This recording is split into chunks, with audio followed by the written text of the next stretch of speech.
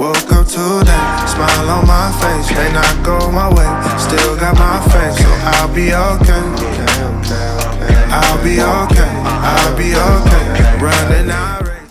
오늘 방금 읽었던 말씀을 가지고요, 제목이 좀 이상하죠? 비정상의 향연이라고 하는 제목을 가지고 말씀을 나눠보도록 하겠습니다. 좀 따라해 주실까요? 비정상의 향연. 왜 이런 제목을 지었는지, 어떤 이야기가 준비되어 있는지 귀를 기울여 주시죠. 2015년도에 출판된, 딱 10년 전이네요. 무려 568쪽짜리, 그리고 무게가 842g인 책이 있습니다. 저도 읽어본 게 아닌데요, 조던 스몰러라고 하는 미국 하버드 대학 정신과 교수가 쓴 정상과 비정상의 과학이라고 하는 책이 정말 무겁죠. 거의 1kg에 육박하는 거니까 책이요. 이런 두꺼운 책이 있다고 합니다. 사실 저는 말씀드린 대로 읽어보지도 또 구매하지도 않았지만서도 오늘 설교의 제목을 이렇게 지어놓고 어떻게 하면 좀 이렇게 도입 이야기로 우리가 공감할 만한 이야기를 할 수 있을까, 이렇게 인터넷 검색을 좀 하다가 이 책의 존재를 알게 됐거든요. 그랬더니 굉장히 의미 있는 책이었나 봅니다. 많은 사람들이 이 책의 리뷰를 되게 좋게 써놓았고, 아무래도 하버드 대학 교수시기나 되신 석학이니까 얼마나 또 이렇게 영양가 있는 내용들이 있을까요? 어쨌든 이 책이 다루는 주제가 저한테도 무척 흥미로웠습니다. 읽지도 않은 책을 인용하기가 조금 부끄럽고 또 이렇게 송구하긴 합니다만, 그럼에도 오늘의 우리가 내용을 나눌 내용과 좀 있다고 생각돼서 이 책을 리뷰한 건국대학교 병원의 이 블로그의 내용을 제가 좀 발췌해 와서, 그렇죠? 이거 안 읽으면 이렇게 비루해지는 겁니다, 여러분. 그 블로그의 내용을 가지고 와서 인용해 드리는 것으로 설교를 시작해 보겠습니다. 그 블로그에 이렇게 써 있어요. 먼저 저자는 정상, 이렇게 괄호 열고 노멀 이렇게 해놨습니다. 정상이란 올바름, right으로 오해해서는 안 된다고 한다. 원래 대략 1820년대까지 정상이라는 말은 기하학에서 쓰는 용어였으며 수직 또는 직각이라는 의미였다. 철학자 이안 해킹이 저술한 내용대로 정상은 나중에 가서야 올바른이라는 의미를 획득했다. 저 사람 이상해, 정상이 아니야 라고 말하기에 앞서서 정상이란 무엇인가에 대해서 명확히 안다는 확신이 우선되어야 한다고 생각한다. 정상에 대해 깊이 알수록 비정상은 더 쉽게 보인다는 것을 정상과 비정상의 과학이 분명히 알려준다. 정확한 음정에 대한 인식이 있어야 음정이 틀린 것을 잘 잡아내듯이, 이렇게 리뷰가 되어 있더라고요. 딱 이 책의 내용이 좀 그래도 눈에 귀에 좀 들어오지 않나요? 블로그를 통해서 소개된 이 책의 정의에 따라서 오늘 우리가 만난 본문이 주요하게 다루고 있는 주제, 즉 전쟁을 정상적인 전쟁이란 무엇인가를 한번 생각을 해보시죠. 정상적인 전쟁을 알아야, 제가 오늘 비정상 이렇게 제목해놨는데 비정상적인 게 뭔가를 알 수 있지 않겠습니까? 일단 국립국어원 표준국어대사전은 전쟁을요, 국가와 국가, 단체와 교전단체 사이에 무력을 사용한 싸움이라고 정의하고 있습니다. 다시 뭐라고요? 국가와 국가 또는 교전단체 사이에 무력을 사용한 싸움. 그래서요, 이 정의에 따르자면요, 먼저 국가와 국가가 또는 단체, 이 교전단체들끼리 싸워야 하는데 뭘 가지고 싸워야 되냐? 무력을 가지고 싸워야 전쟁이라고 정상적으로 정의할 수 있다, 이 말인 거죠. 그런데 우리가 잘 알다시피 오늘 소개해드린 이 여리고 전쟁은요, 어딘가 이 정상이라고 하는 이 범주에서 바라보면 비정상인 것이 분명하다라는 거죠. 이 내용을 잘 알고 있지 않습니까? 여리고 전쟁은 여리고를 일주일 내내 나팔을 불면서 성벽을 매일매일 한 바퀴씩 돌다가 일곱째 날에는 7바퀴를 돌고 으악 하고 소리를 지르니까, 나팔 불면서 소리 지르니까 무너졌다라고 하는 아주 신비하고 동화적인 이야기이니까요, 비정상적인 전쟁임에 틀림이 없다라는 말씀을 드리는 겁니다. 그래서요, 이 본문과 앞서까지를 다 포함하면서 이 비정상적인 것이 전쟁뿐만이 아니었구나라는 것을 살펴보면서 오늘 우리가 이 본문을 통한 교훈을 좀 얻고자 하는데요. 그렇다면 주님은 왜 당신의 명령대로 가나안을 향해서 나아가는 이스라엘 백성들에게 이렇게 비정상적인 전쟁을 시키신 걸까? 그리고 이 비정상적이고 판타지 동화 같은 이 이야기가 오늘날을 살아가는 우리랑 과연 무슨 상관이 있는 것일까? 우리가 오늘 이 본문을 좀 톱어보면서, 그리고 본문을 위시해서 우리가 앞서서 큐티한 여호수아서 1장부터 5장까지의 내용들을 좀 이렇게 톱어보면서 인생의 레슨을 받고자 합니다. 사랑하는 여러분, 이 말씀을 나누고 나서요, 오늘 하나님 앞에 우리의 삶으로 살아가는, 감히 전쟁이라고 비유할 수 있는 우리의 삶 가운데 일어나는 여러 가지 싸움을 주님의 시각으로 싸워 나가는 저와 여러분들이 되시길 주님의 이름으로 축복합니다. 그래서 오늘 우리를 이끌어갈 질문은 이것인 것이죠. 이 비정상적인 전쟁의 특징이 무엇이었을까요? 하는 것입니다. 질문 한번 읽어주실까요? 시작. 이 비정상적인 전쟁의 특징은 무엇이었습니까? 가장 먼저 첫 번째로요, 비정상적인 준비를 했다는 겁니다. 비정상적인 준비. 자, 정말 그렇게 성경이 말하고 있는지 오늘의 본문보다 조금 앞서가서 우리 한 장 앞으로 넘겨서 여호수아기 5장 2절을 한번 펴보겠습니다. 성경을 찾으시면 감사하겠습니다. 오늘 화면의 자막은 앞서 말씀드린 대로 준비하지 못했고요. 5장 2절을 성경을 펴서 찾아주시면 감사하겠습니다. 본문의 한 장 앞에 있죠. 한번 읽어볼까요? 준비되셨으면 시작. 그때에 여호와께서 여호수아에게 이르시되 너는 부싯돌로 칼을 만들어 이스라엘 자손들에게 다시 할례를 행하라 하시매. 여러분, 할례가 뭔지 아시죠? 저를 한번 봐주실까요? 다 주지하시다시피 남성에게 해당하는 외과적 수술입니다. 그죠? 그런데요, 이 전쟁의 주전력이어야 할 남성들에게 전쟁을 앞두고 전쟁의 준비를 앞시고 할례를 행한다. 여호수아기를 공부할 때요, 1장부터 5장 12절까지를 이 내용으로 나눌 때 정복을 위한 준비, 이렇게 챕터 제목을 달거든요.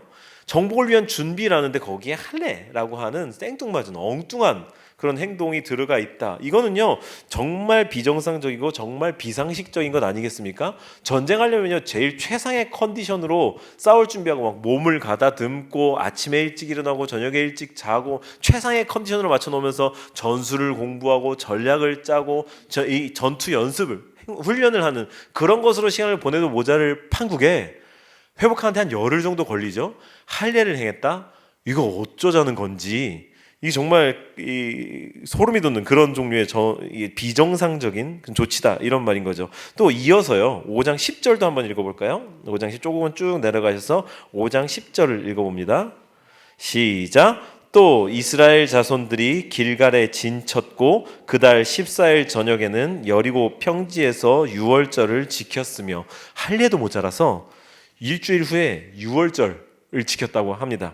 근데 여러분, 어디에 진쳤다고 되어 있나요? 길갈. 그죠? 길갈에 진쳤다. 길갈은 여러분, 여리고에서 동쪽으로 3km 정도밖에 안 떨어진 도시거든요. 근데 여리고 성이 난공불락에 막 그런 얘기 들어본 적 있죠. 엄청 높고 잘 지은 성이었다. 이렇게 외벽이 있고 외성벽이 있고 내성벽이 있는데, 내성벽은 거의 22m 정도에 달했을 것으로 고고학자들이 추측을 하는데요. 생각해 보십시오. 이 당시에 이 중동 지방에 그런 광야 같은 곳에서, 평야 같은 곳에서 높이 22m의 성곽에 올라가서 내다보면요, 3km 앞은 훤히 보이는 겁니다. 근데 지금처럼 뭐 환경오염되거나 뭐 미세먼지 있거나 이러지 않았을 거 아니에요. 훤히 보이는 거예요. 그 훤히 보이는 데에서 전쟁을 앞두고 할례를 행해. 한 일주일 있다가 몸도 다 낫지 않았는데 떡 구워 먹어, 뭐 텐트 들어가서 자, 이러고 앉았으니 이게 정말 비상식적인 조치였다라는 거죠. 이게 참 기가 막힐 일입니다. 그래서요, 우리는요, 여기에서 이 여리고 전투, 가나안 정복에 있어서 이 행위가, 할례와 유월절을 지키는 이 행위가 어떤 의미를 갖길래 하나님이 이 전쟁을 코앞에 둔 타이밍에 이 일을 하라고 하셨는가를 생각을 해야 됩니다. 하나님이 괜히 적진의 코앞에서 막 위험천만하게 하나님의 능력이 어떤지 한번 봐봐, 니네가 이러고도 이길 수 있어, 이렇게 그러니까 극적인 박진감을 더하려고 이런 일을 둔 게 아니라는 말을 저는 하고 있는 겁니다. 이스라엘에게는요, 할례가 언약의 상징이었던 겁니다. 창세기에 보면은요, 할례를 받은 사람이 언약의 사람이고 받지 않은 사람들이 언약이 끊어졌다라고 해서 이스라엘 사람들에게는, 이 유대인들에게는 할례를 받았는가 하는 게 굉장히 중요한 이슈였는데, 이들이 40년 동안 광야를 돌면서 계속해서 걸어가야 되니까 이 광야를 탈출한 1세대는 모르겠고, 그들은 이미 이집트에서 할례를 받았고, 광야에 나와서 태어난 2세대들, 즉 이제 가나안에 들어가야 하는 주인공인 세대들은 무할례자, 성경의 표현대로 무할례자, 할례를 받지 않은 사람들이 되어 있었던 겁니다. 그러니까 아이러니하죠. 하나님의 언약 백성으로 이끌어낼 하나님의 사람들이 언약을 향해 가면서 언약과 상관없는 무할례자가 되어 있었던 거니까 하나님이 이 여호수아를 통한 여리고 정복 전투를 바로 눈앞에 두고 너희들은 나랑 이 전쟁에 있어서 나와의 관계를 가장 먼저 정리해야 돼. 나랑 상관 있는 사람이 되어야 돼 라고 하는 그들의 정체성에 손을 대신 거라 이 말입니다. 할렐루야. 그러니 여러분, 이 전쟁이 비상식적 비정상적으로 진행되고 있는 데에는 하나님의 개입 그리고 하나님의 생각이 있었다는 점을 분명히 아셔야 될 겁니다. 가나안 정복 전쟁의 준비란 인간적 관점에서의 준비가 아닌 하나님의 관점에서의 준비였던 거고요. 하나님의 관점에서 가장 중요한 건 하나님과 이스라엘이 상관이 있는가였던 것입니다. 사랑하는 여러분, 정복이라는 거는요, 정복할 만한 자격이 있는 사람에게 주어지는 것 아니겠습니까? 이게 바로 그런 의미라는 겁니다.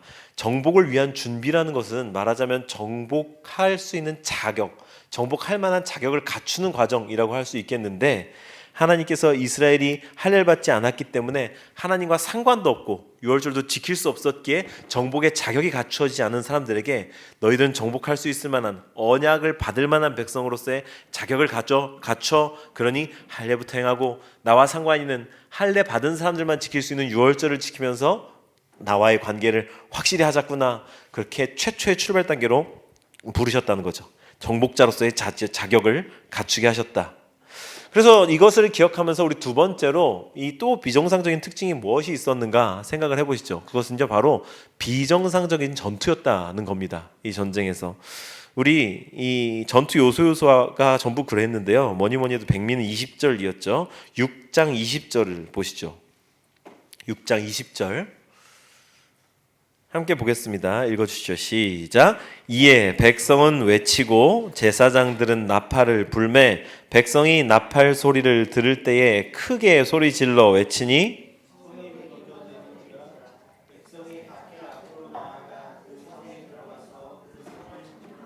네, 거기까지요. 일단 이 이야기를 계속해 나가기 전에 우리가 이 본문을 대하면서 가져야 할 어떤 태도, 이 전제에 대해서 꼭 짚고 넘어가야 할 건데요. 제가 자꾸 지금 비정상 그러니까 뭔가 이 성경을 부정하는 것 같은 그런 이 죄책감이 들고 있는데요. 여러분, 저는요 건강한 개신교 공동체의 일원으로서 그리고 대한민국의 이 정통교단 중에 하나인 기독교 한국 침례회 소속 목사로서 대전 유성지방의 서기로서 여러분 제가 저는요 이 성경의 100% 정확무원 하나님의 말씀임을 믿습니다. 여러분도 그러십니까? 그러면서 동시에 이 사건은요 또한 저 개인적으로 역사적 사실이라고도 믿으면서 또한 동시에 이 오늘날 살아가는 우리를 위해서 깊은 영적인 함의를 가진 그런 것으로 주신 비유와 상징의 내러티브로서도 아주 완전하다고 믿습니다. 즉 하나님의 말씀이 완전하다는 점을 신뢰한다는 것을 여러분께 말씀을 드리고, 여러분도 그 출발점에 서서 이 말씀을 보셔야 된다라는 겁니다. 그래서요 이 말씀이 이게 중요한 얘기인데, 이 본문이 어떤 영적인 원리나 노하우 같은 것에 대해서 이야기를 하지 않는다는 점을 꼭 여러분 기억해 주십시오. 저를 봐주십시오. 화면에 갑자기 잘명이 등장해서 그러시는데 이거는요 어떤 원리가 아닙니다. 이렇게 하면 된다라는 그게 즉 공식화하고 적용할 만한 일이 아니라는 거죠. 신구약을 통틀어서 딱 한 번 있었던 그야말로 전무후무한 일이었기 때문에 하나님이 이 일을 특별히 쓰신 거지. 만약에 여러분 제가 여호수아서 말씀으로 주일 말씀으로 주셨어, 은혜 받았어, 나도 이렇게 해야지, 요 앞에 전원주택에 살고 싶은데 나가서 하루에 한 바퀴 침묵하면서 돌고, 침묵하면 나팔 불면서 돌고, 그러다가 마지막 7째 날에 나팔 불면서 7바퀴 돌면 여러분 저 경찰서 갑니다. 그렇지 않겠습니까? 이런 식으로 적용할 만한 일이 아니라는 거죠. 여기에서 발견한 우리를 유혹하는 여러 가지 영적 원리라고 주장되어지는 것들인데 여러분 거기에서 한 발 떨어지실 필요가 있습니다. 그렇게 다룰 본문이 아니라는 거예요. 이 이야기는요 강조합니다. 그냥 이 주제라는 거를 그냥 머릿속에 입력하세요. 여리고 이야기는 순종에 관한 겁니다. 저를 한번 따라하시죠. 여리고 이야기는 순종에 관한 것이다. 네, 7바퀴 돈 게 중요한 게 아니라, 만약에 하나님께서 이스라엘 백성들에게 7바퀴 굴러서가 이랬으면 굴렀어야 되는 순종의 차원의 이야기라는 거죠. 이제 이 순종이라고 하는 주제를 마음에 둔 채로 먼저 6장 2절을 봅니다. 6장 2절 읽어주실까요? 함께 있습니다. 시작. 여호와께서 여호수아에게 이르시되 보라 내가 여리고와 그 왕과 용사들을 내 손에 넘겨 주었으니. 그리고 쭉 내려가서 6절부터 10절까지요. 함께 있습니다. 시작. 눈의 아들 여호수아가 제사장들을 불러 그들에게 이르되 너희는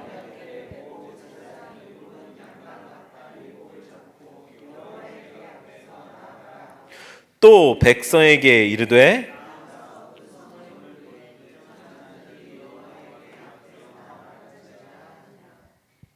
8절도요. 8절 10절까지입니다. 시작. 여호수아가 백성에게 이르기를 마침에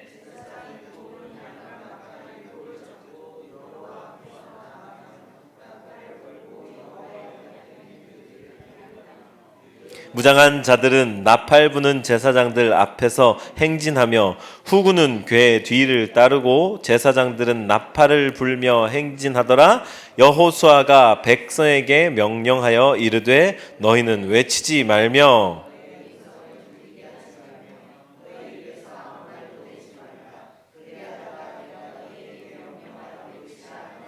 외칠지니라 하고 저를 한번 봐주시죠. 2절에 하나님이 여호수아에게 말씀하시고 그리고 쭉 내려가 6절부터 이제 10절까지에 여호수아가 제사장들에게 이야기하고 그리고 여호수아가 백성들에게 이야기하고 백성들과 제사장은 순종하고 네, 이 이야기는요 하나님께로부터 내려온 명령에 대한 순종의 이야기인 겁니다. 현실적인 옵션이 몇 가지 붙기는 하지만 좌우간 하나님께서 이렇게 해라 외쳐라 그러면 외치고 또 이제 여호수아가 조용히 해라 침묵해라 그러면 또 침묵하고 순전한 순종이 이 여리고 사건 가운데 딱 자리 잡고 있다 이 말인 겁니다. 그래서요 이 순종이 전쟁의 승리의 비결이자 이토록 비정상적인 전투를 통해서 인간이 할 수 없는 오직 하나님만이 하실 수 있는 승리라는 것을 경험하게 하신 거죠. 우리네 삶 가운데서도 여러분 이해되지 않는 그리고 또 이렇게 따르기 어려운 순종이 요구될 때가 있죠.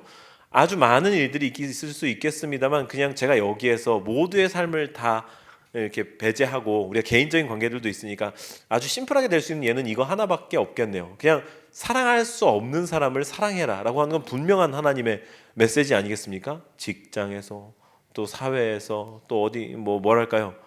혹시 같은 방에 누워 계신 분과 그런 관계 계신 분 안 계시죠? 어쨌든 사랑할 수 없는 사람 여기 눈 맞추면 안 되겠다.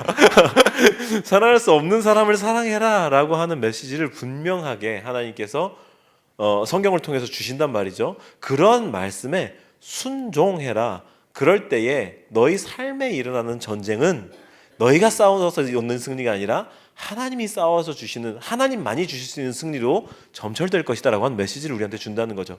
사랑하는 여러분 순종하시기 바랍니다. 저는요 이걸 구별하고 싶어요. 여러분 목사 말에 순종하는 것은 필요 없습니다. 여기에서 뭐 여호수아를 목사에게 대입하고 이렇게 교회 공동체를 이스라엘에게 대입해서 이렇게 써먹기 아주 좋은 본문인데요. 여러분 그럴 필요 없습니다. 만약 목사가 내지는 기독교 공동체 리더가 이야기하는 바가 성경의 가르침과 배치된다고 하면 싸워야 되는 겁니다. 네, 근데 그 싸움이라는 게 막 이런 싸움으로 가기까지는 여러 단계가 있겠죠. 좌우간 서로가 인간으로서의 한계를 가지고 이 제한된 사항에 대해서 깊이 있고 또 지혜로운 토론이 필요하다라는 점을 말씀을 드립니다. 좀 급진적으로 말씀을 드렸는데요. 제 마음이 어떤 마음인지 아시겠죠? 하나님께 순종하는 여러분들 되시기를 바랍니다. 마지막으로 이 전쟁의 특징, 아주 비정상적인 전쟁의 특징은요, 승리도 비정상적이었다는 겁니다. 비정상적인 승리. 자, 우리 다 같이 18절 한번 읽어볼까요? 근데 18절은요, 제가 화면에 세 번역으로 준비해드렸습니다. 18절이 그냥 개역개정으로 읽어보니까 좀 어렵더라고요. 화면을 보시고 세 번역으로 한번 읽어주시죠. 시작. 너희는 전멸시켜서 바치는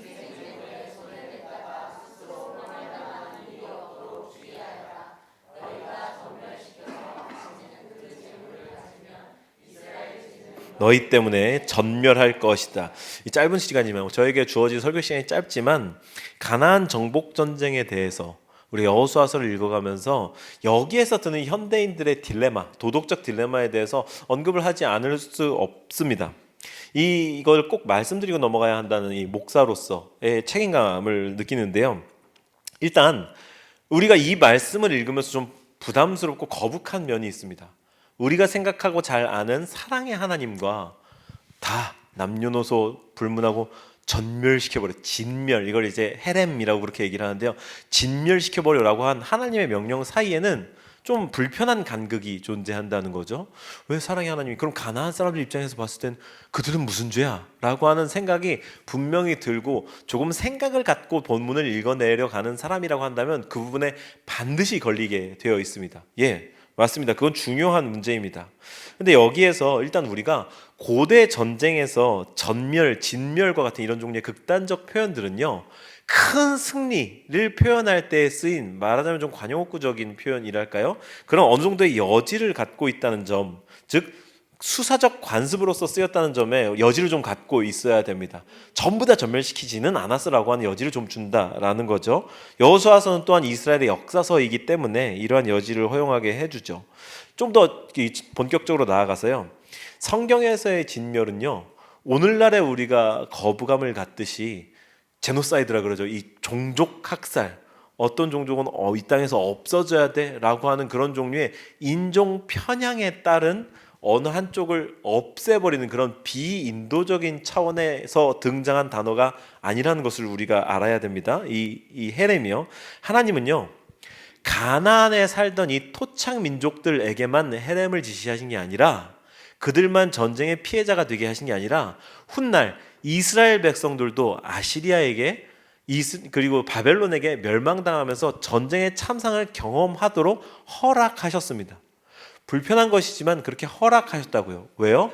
가나안도 마찬가지고요, 이스라엘도 마찬가지고요, 그들의 죄가 하나님께서 인내하시기 어려운 지경까지 관영할 때 하나님은 심판이라고 하는 몽둥이를 드신다는 말입니다.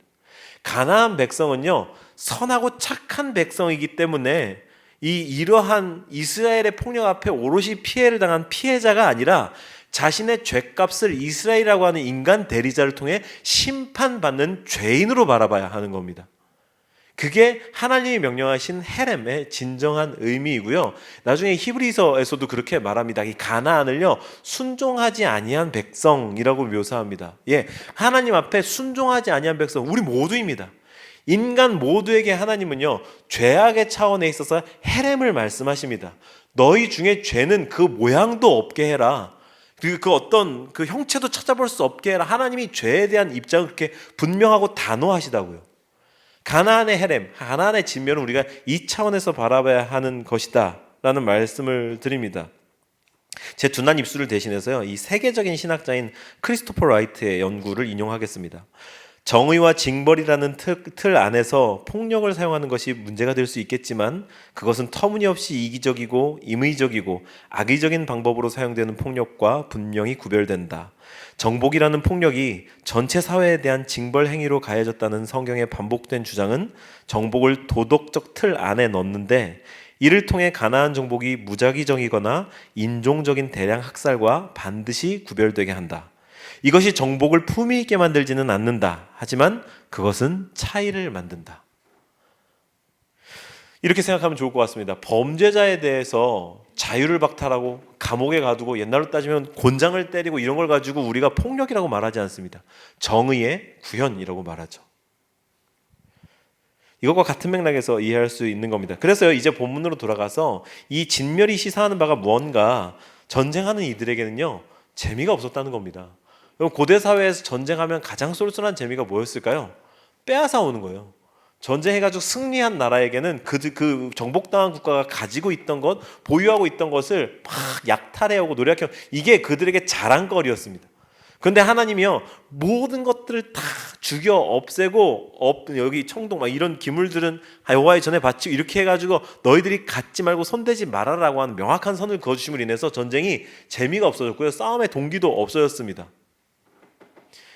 당시 전쟁 문화에서 승자는 패자의 모든 걸 약탈하고 개인의 소유를 삼을 수 있었는데, 그게 유일한 이득이었을 텐데 그게 없다는 거죠.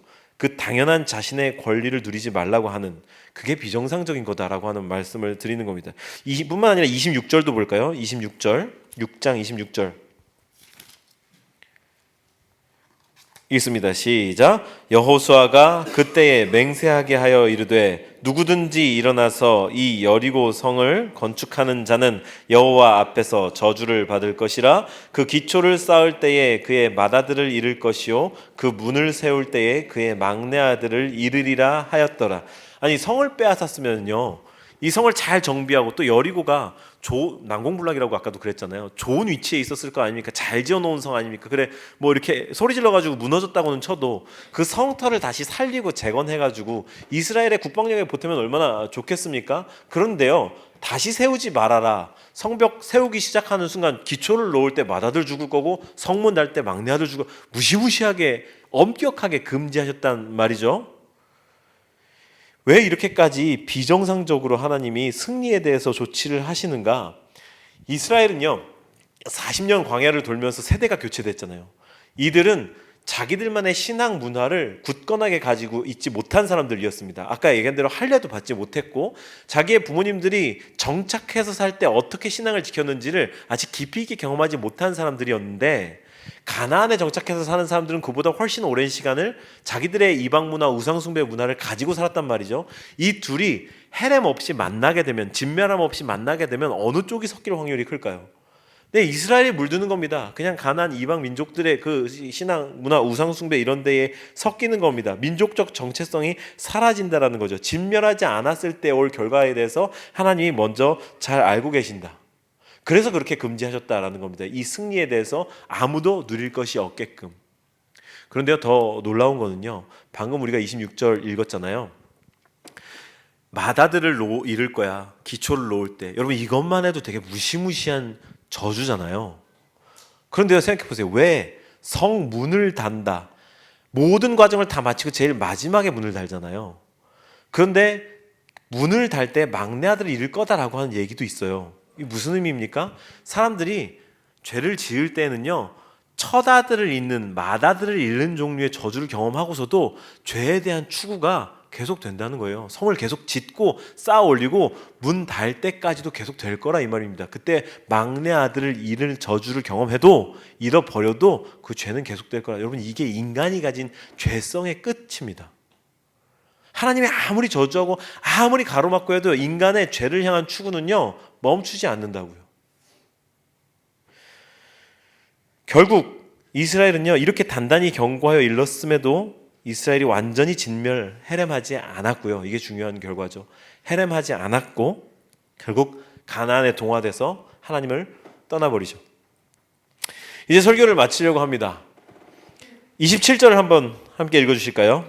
27절 있습니다. 시작. 여호와께서 여호수아와 함께 하시니 여호수아의 그 온 땅에 퍼지니라.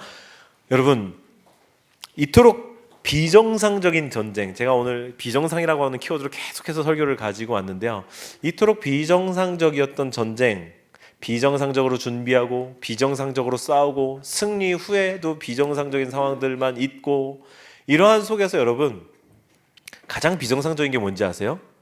하나님의 사랑입니다. 하나님의 사랑. 이 마지막에 여리고 성을 무너뜨리고서 헤렘해야 돼라고 하는 선언이 있은 후에, 우리가 이미 큐티에서 알죠. 7장에 아간이 그걸 숨겼을 때 하나님 모르셨을까요? 이 지금 우리가 방금 읽은 27절이 선언되던 때에, 하나님이 여호수아와 함께 하고 있다라는 그 사실이 있을 때에 하나님이 아간이 숨겼던 사실을 모르셨을까요? 아니요, 아세요. 아간이 숨기고 이미 숨기는 그 순간 하나님이 옆에서 지켜보듯이 다 알고 계셨던 분, 헤렘이 지켜지지 않은 걸 다 아시는 분, 이 전쟁을 비정상적으로 이끌어오면서 내 능력으로 하는 거야, 내가 너희들을 위해 싸우는 거야 라고 아무리 말을 해도 자기들이 싸우는 것처럼 막 이렇게 어깨가 기세가 등등해는 이 사람들을 그렇게 데리고 가시면서도 하나님이 상식적이라면, 정상적이라면, 아, 니네 진짜 답 없다, 니네 싹 버리고 새로 시작해야겠다, 이렇게 하셔야 할 하나님이 그럼에도 불구하고 여호와께서 여호수아와 함께 하시니 그 소문이 온 땅에 퍼졌더라. 우리에게도 마찬가지입니다. 여러분, 우리가 하나님을 거역할 것, 하나님이 싫어하시는 일을 할 것, 죄를 지을 것, 하나님 다 알고 계시고, 우리가 드러나지 않은, 공동체 사이에서, 이웃 사람들과의 사이에서, 가족 사이에서 드러나지 않았을 그 나만 알고 있는 그 죄도 하나님은 알고 계시지만, 내 삶에 헤렘되지 않은 죄악들에 대해서 알고 계시지만, 하나님이 여전히 우리를 사랑하신다는 이 본문을 통틀어서 성경을 모두를 통틀어서 가장 비정상적으로 우리를 사랑하고 있는 하나님의 사랑. 그러니 우리가 이 인생이라는 전쟁을 앞으로 계속해서 살아갈 때에도요, 여리고에 나와 있는 어떤 이 원리들은 필요 없는 겁니다. 그 비정상적인 사랑에 대한 자각, 그러니 하나님께서 하시는 말씀에 대한 순종, 이게 오늘 우리에게 여리고 레슨이 주는 가르침인 겁니다. 그렇다면 우리는 이 비정상적인 하나님의 사랑을 알고 있는 사람들로서 스스로 정상이라고 주장하는 세상을 살아가려면 비정상적일 수밖에 없는 겁니다.